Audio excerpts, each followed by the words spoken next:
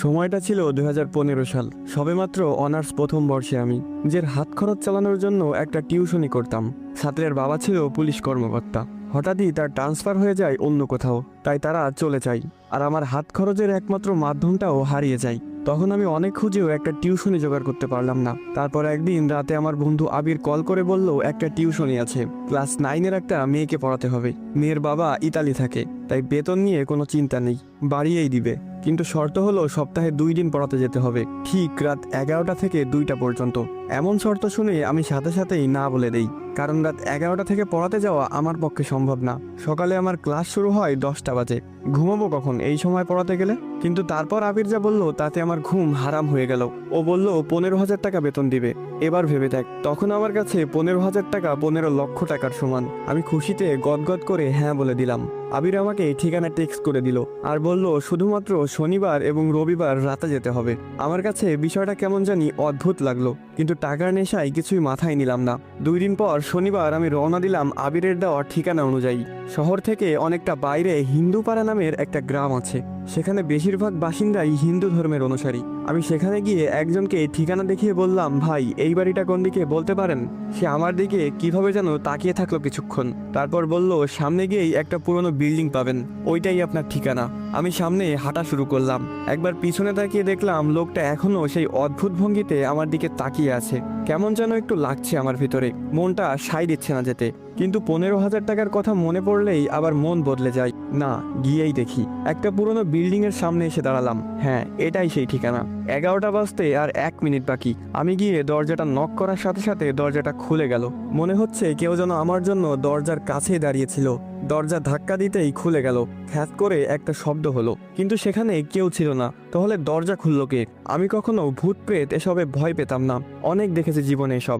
একটা কথা বুঝে গিয়েছিলাম, সেটা হলো তাদেরকে ভয় পেলেই তারা মাথায় চড়ে বসে। তাই নিজেকে খুব শান্ত করে বাসায় প্রবেশ করলাম। বাসার ভিতরটা কেমন যেন অন্যরকম দেখতে। প্রতিটা দেয়ালে আরবিতে কিছু লেখালেখি করা, অদ্ভুত অদ্ভুত ছোট পোকামাকড়ের দৃশ্য আঁকা। সবচেয়ে বড় কথা, বাসার ভিতরটা একদম নিস্তব্ধতায় ঘেরা, কোনো একটা ছোট শব্দ কানে আসছে না।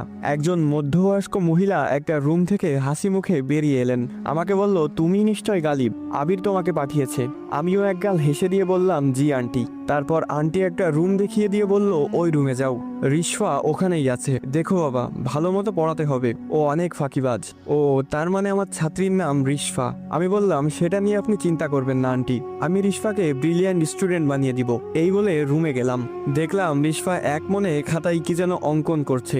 আমি গিয়ে হালকা কাশি দিতেই সে উঠে সালাম দিল। আমি সালামের উত্তর দিয়ে বসলাম। খাতার দিকে লক্ষ্য করে দেখলাম সে অদ্ভুত একটা প্রাণীর ছবি আঁকছিল। এমন প্রাণী বাস্তবে নেই, শুধু কল্পনাতেই আঁকা সম্ভব।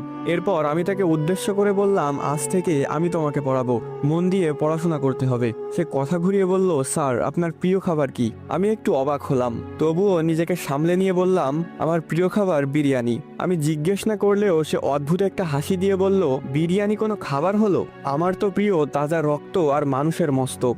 একটু ঘাবড়ে গিয়ে বললাম, এসব কি ধরনের আর কি? আমি তো আমার স্যার, পড়াশোনা বাদে কোনো ফালতু কথা হবে না আজ থেকে। সে একটু মন খারাপ করে পড়ায় মনোযোগ দিল।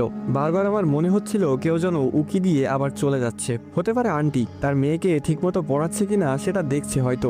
আমার চোখ খুব জ্বলতে লাগলো হঠাৎ করে, মনে হচ্ছে কেউ যেন চোখে মরিচ জ্বলে দিয়েছে। আমি রিশফাকে পড়া দেখিয়ে বললাম, তোমাদের ওয়াশরুমটা কোন দিকে? সে হাতের ইশারায় দেখিয়ে দিল। আমি তাড়াতাড়ি ওয়াশরুমে গিয়ে চোখে পানি দিলাম। তারপর আয়নায় তাকিয়ে দেখলাম চোখ লাল হয়ে আছে। ভালোভাবে চোখে মুখে পানি দিলাম, এখন একটু ভালো লাগছে। ওয়াশরুম থেকে বের হতে যাব, হঠাৎ খেয়াল করলাম আমি তো চলে যাচ্ছি, কিন্তু আয়নার ভিতরে আমার প্রতিবিম্বটা এখনো ঠায় দাঁড়িয়ে। আমি চোখ ডলা দিয়ে আবার তাকালাম আয়নার দিকে। এবার সেখানে কেউ নেই, এমনকি আমার প্রতিবিম্বটাও সেখানে নেই। এটা কেমন আয়না? যেহেতু আমি এসবে ভয় পাই না খুব একটা, তাই ভাবলাম এখানে কেউ তো আছে যে আমাকে ভয় দেখানোর চেষ্টা করছে। তাই আমি আস্তে আস্তে করে বললাম, এই ছোট্ট ওয়াশরুমে কি ভয় দেখাতে চাস আমাকে? সাহস থাকলে বাইরে দেখা করিস। এই বলে চলে আসলাম। রিশফা বলল, স্যার তাকে দেখেছেন? আমি হকচকিয়ে উঠলাম, মানে কাকে দেখব? রিশফা কিছু না বলে তার আঁকা সেই প্রাণীটার দিকে তাকালো। কেমন যেন অদ্ভুত লাগছে তার আচরণ। সেই দিনের মতো পড়ানো শেষ করে বের হলাম বাসা থেকে। বাসার ভেতরের তাপমাত্রা আর বাইরের তাপমাত্রার অনেক পার্থক্য।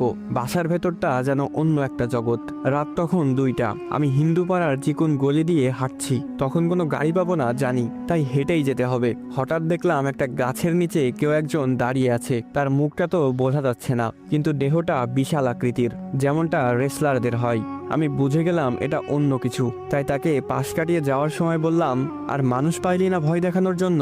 ওপাশ থেকে আওয়াজ এলো, তোকে তো ওয়াশরুমে মেরে ফেলতাম, কিন্তু তুই সাহসের কথা বলছস, তাই এখানে তোর জন্য অপেক্ষা করছিলাম, আমার সাহস দেখানোর জন্য। আসসালামু আলাইকুম গাইস, কেমন আছেন সবাই? আশা করি সকলে খুবই ভালো আছেন। তো এখানে শেষ হয়ে যায় রিশফা গল্প পার্ট 1। যারা পার্ট 2 দেখতে চান তারা আমার ইউটিউব চ্যানেলে গিয়ে দেখে আসতে পারেন। সেখানে পার্ট 1 এবং পার্ট 2 একসাথে আপলোড করা হয়েছে। আমার ইউটিউব চ্যানেলের লিংক আমার টিকটক আইডির বায়োতে দেওয়া আছে, সেখান থেকে গিয়ে দেখে আসতে পারেন।